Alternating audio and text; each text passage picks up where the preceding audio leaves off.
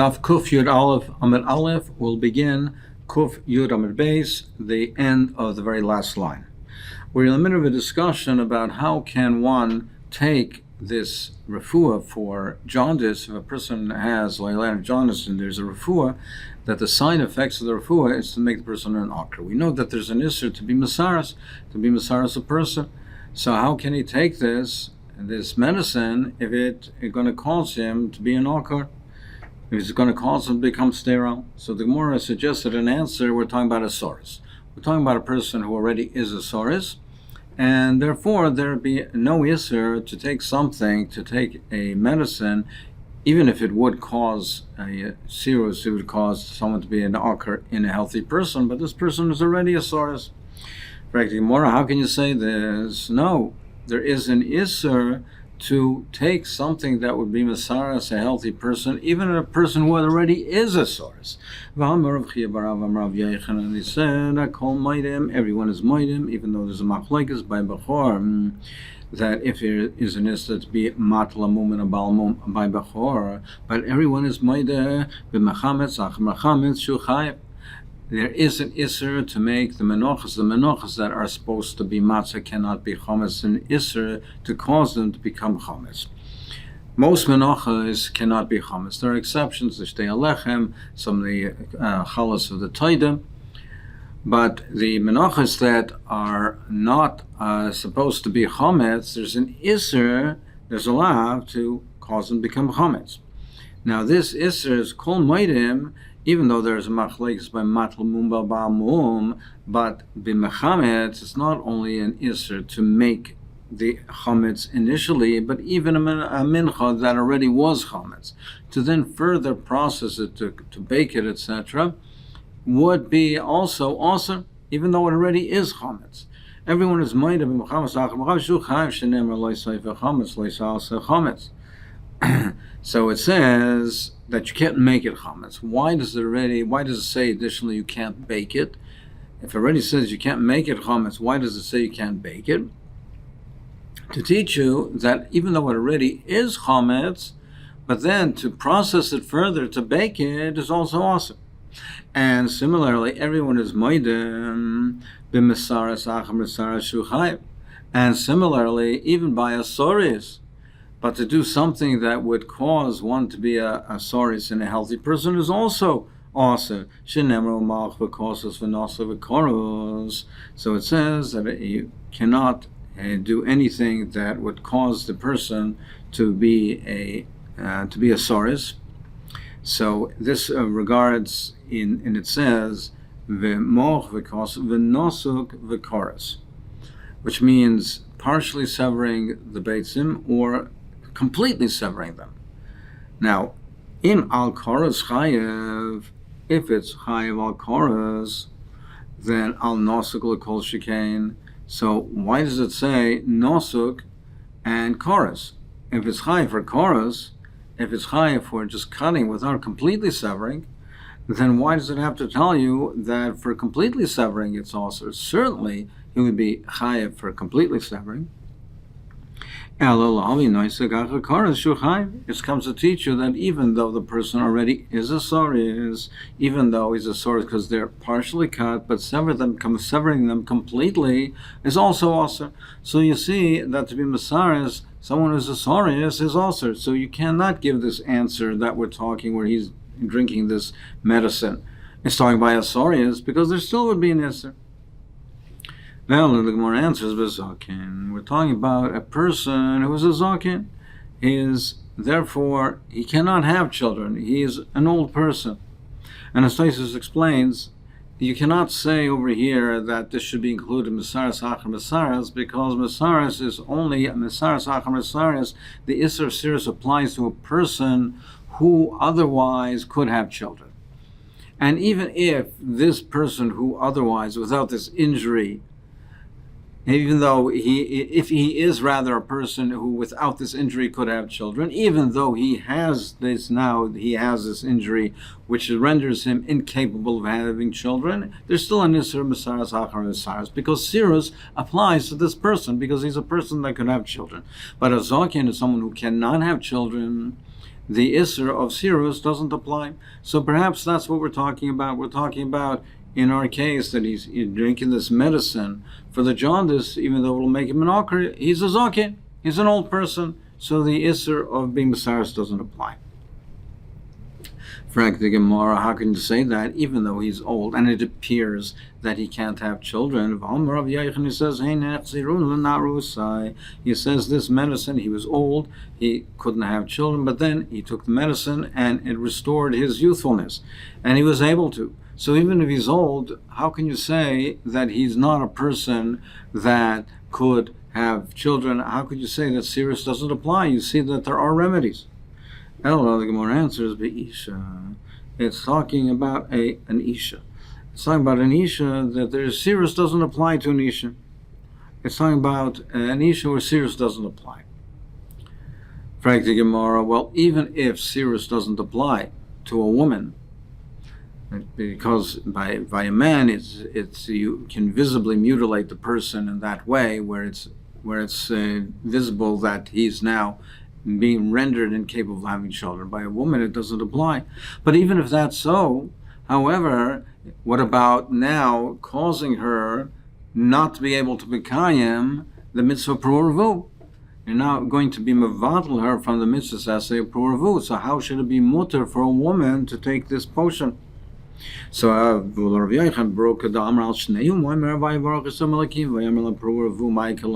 He holds that the mitzvah pruvu applies to a woman as well. So therefore, how can you give her this potion? It'll cause her to be involved from the mitzvah.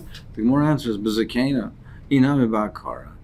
It is talking about a zakena or a akara that. Over there, she cannot have children. She's a zakena. She's a kar. She cannot have children, and therefore the Isser of being Mesaris doesn't apply.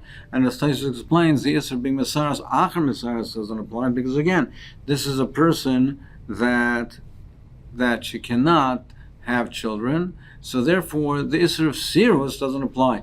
And this potion that we were referring to previously, that Rav Yochanan was talking about, that's relevant to a man.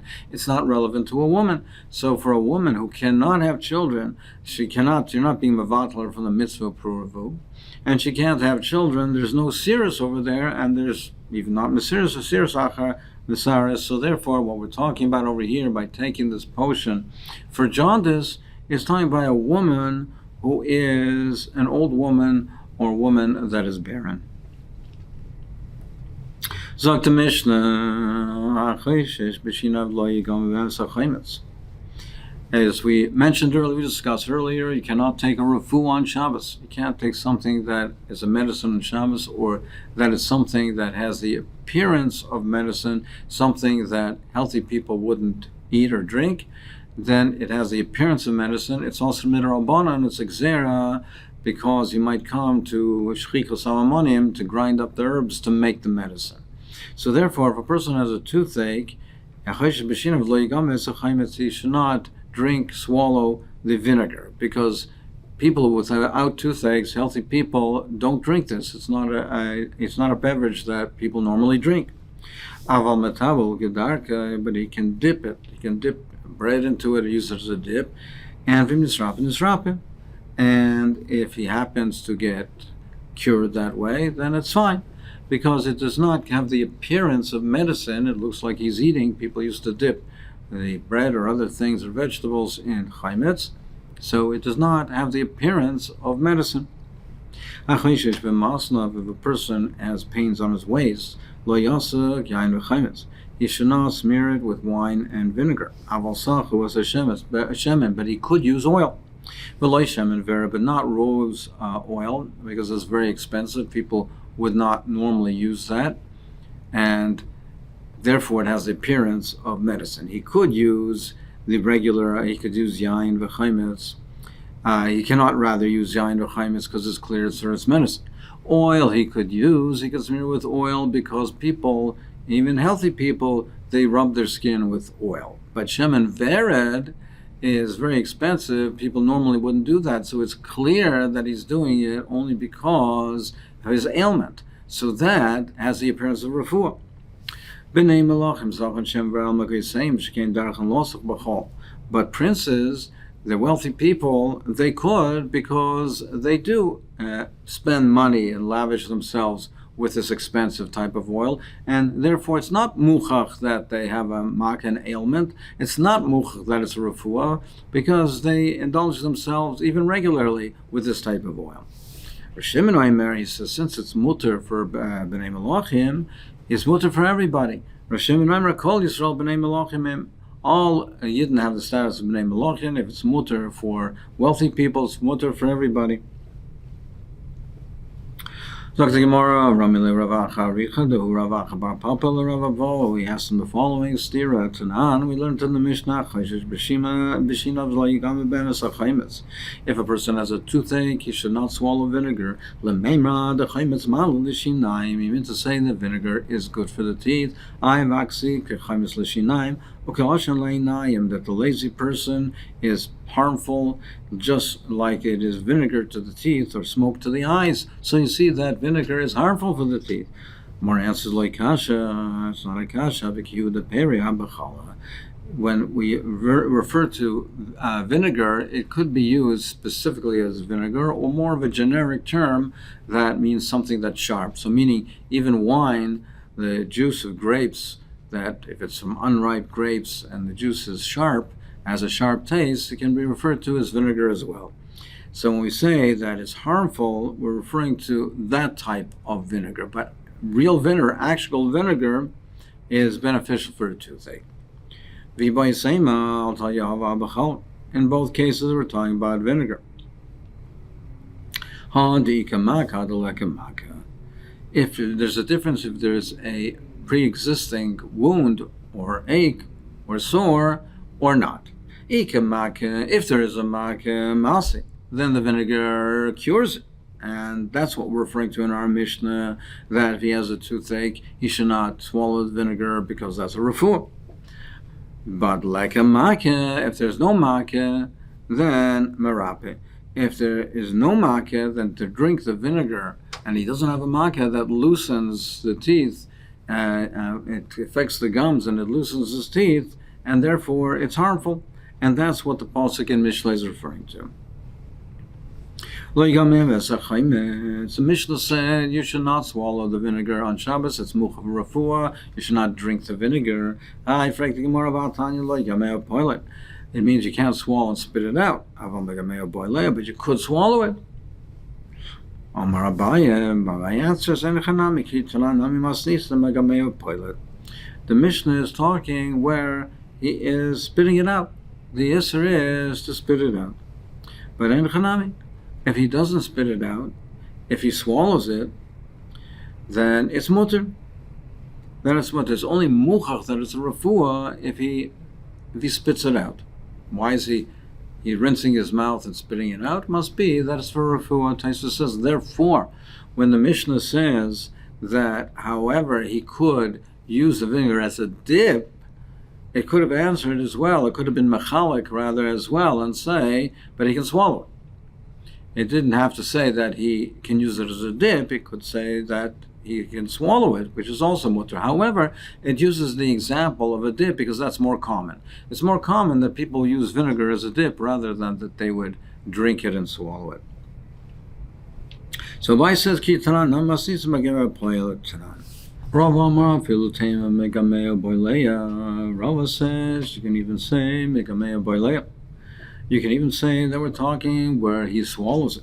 You don't have to say our Mishnah is necessarily talking where he spits it out. It could be even if he swallows it. It's also kan lifnei tibul kan lachar tibul. But there's a difference if it's before the meal or after the meal. Before the meal, people would have a dip with vinegar. It would stimulate the appetite.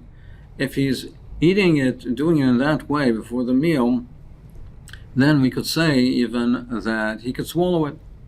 It's not muchach that it's for refuah. But la'achar tibul, after the meal, when he's already eaten, there would be no reason for him to drink vinegar. Why is he drinking vinegar? It must be that it's for refuah. So there, it's also. If it's before the meal, then it's not muchach, that's for refuah, it's mutter. But if it's after the meal, then it's also because it's muchach for refuah. Well, if that's the case, if you're saying that before the meal that it's mutter, I should say therefore lachatibul nami shori. I should say, according to Rava, therefore even after the meal, it should also be mutter. Now, even though strictly speaking, after the meal, it would have the appearance of the refuah, it should be also. But once already I say that before the meal is mutter, rather than we would say it's mutter also after the meal, because we would not make a chiluk. In this type of a thing, which is a Isser D'Rabbanan, they would not make a chelik in this way. The Shamina Leila Rava Dislei Hoil, because we see that Rava says in different contexts, but in an Isser D'Rabbanan, we say Hoil, since it's mutter under these circumstances, it's mutter under different circumstances. The Rabbanan were not machalik, they did not differentiate. Amar Rava Lekemida D'Bisham D'Sharvi Yom Kippur Mas. We don't say that on Shabbos it's mutter and Yom Kippur it's also. What's it referring to? It's referring to the case of tefillah, to be toivel. Now, bathing on Shabbos, there's no isser of washing himself on Shabbos. There's no isser of washing himself on Shabbos. There is an isser of washing on Yom Kippur.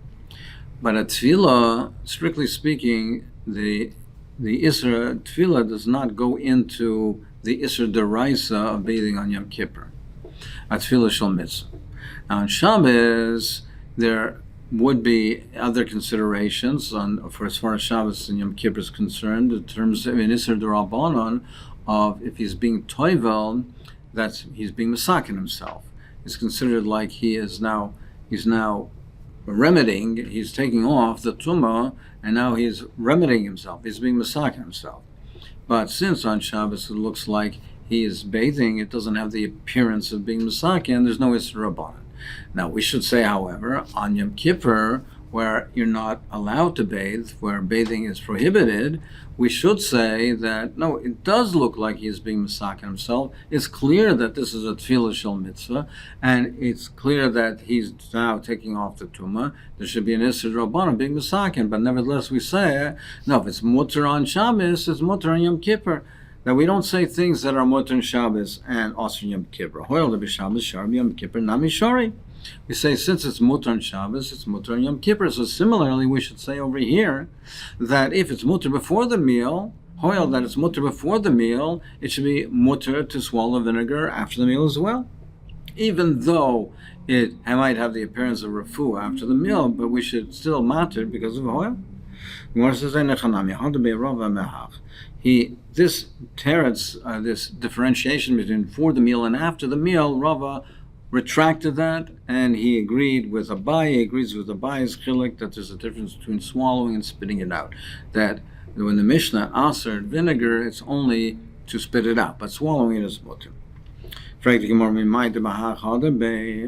you know that he was chayzer from mehach hadar bei? How do you know he was chayzer from this teretz, between this difference between before the meal and after the meal? Maybe he was chayzer from the concept of hoyel. Gemara says no. You can't say that. There's nothing called chayvi tefillos tem kedarkan, because it says clearly in the brisa that if a person has a chiyuv tefillah, he can be toivel and say in the regular way, bein b'Tisha B'av, bein b'Yom Kippurim, whether it's Tisha B'av, Yom Kippur, he can do it. So you see that we do apply the principle of hoyel, and therefore the chilek, what we say over here between our Mishnah and the brisa, must be like Abaya says, that the Isser that our Mishnah is talking about is to spit it out. The Heter by the Brisa is talking about that where you can use mutter to drink it and swallow it. The Mishnah said that if a person has a pain on his waist, he cannot rub himself with wine and with vinegar, but he could with oil, but not shemen verd. And Rav Shimon argues. Rav Shimon says, "Kol Yisrael b'nei malachim heim," and anybody can use the rose oil. He said, and that's the halacha. The halacha is like Rav Shimon, it's mutter. You mean to say that Rav holds like Rav Shimon, meaning the way Rishonim speak it out, is that it says from Rashi, the Pshat in Rashi, that, well, if you see that we paskin over here like Rav Shimon, you see that Lagabe, a Shabbos, Hilchos Shabbos, were mekel like Rav Shimon in these Hilchos Shabbos, which would apply in the following case as well. Not only, it's not restricted only to this case, but in generally speaking, we would paskin like Rav Shimon. Is that so that Rav paskin like Rav Shimon? If you have a rag, so they had a spigot in a barrel, and to hold it in tight and to make sure that it's secure in the barrel, they would put in a rag and squeeze it around the opening of that spigot. So also la duka b'yom, it's also to squeeze it in, to put it in by force on Yom Tov. And it's also to do that because he'll squeeze out the liquid, and by squeezing out the liquid, either it's a problem of malabin or even a problem of a dosh. He's removing the contents, the wine, from the rag. The cloth gets soaked with the wine that's in the barrel, and when he squeezes it, he's squeezing out the wine. So it's either being malabin and bleaching it, or removing the wine that's inside the cloth, extracting that, which is a tolda of disha. It's mafarik tolda of dosh. So you see that he says it's also, now Rav Shimon holds the davar shein miskaven mutter. Rav Shimon holds the davar shein miskaven is mutter, and if he holds the davar shein miskaven is mutter, then why should this be also? That's not his intention. So doesn't that show you that he does not paskin like Rav Shimon? Or answer by I feel Rav Shimon might. No, Rav Shimon could be like Rav Shimon, and he could agree, and he would agree in such a case, because the Bible Rav Tarvayim might Rav Shimon psik reisha lo yamos, because they both say that by a psik reisha even Rav Shimon is maida, and by squeezing it in, by pressing it in through around the opening, it's a psik reisha. It's inevitable that the liquid will be extracted. It's inevitable that the liquid will be extracted, and therefore even Rav Shimon will be moida. So you have no raya that Rav does not paskin like Rav Shimon. He paskin like Rav Shimon in our Mishnah, and you have no raya that from there he does not paskin like Rav Shimon. We will see in this Amud, the following Amud, the Gemara will continue with this discussion.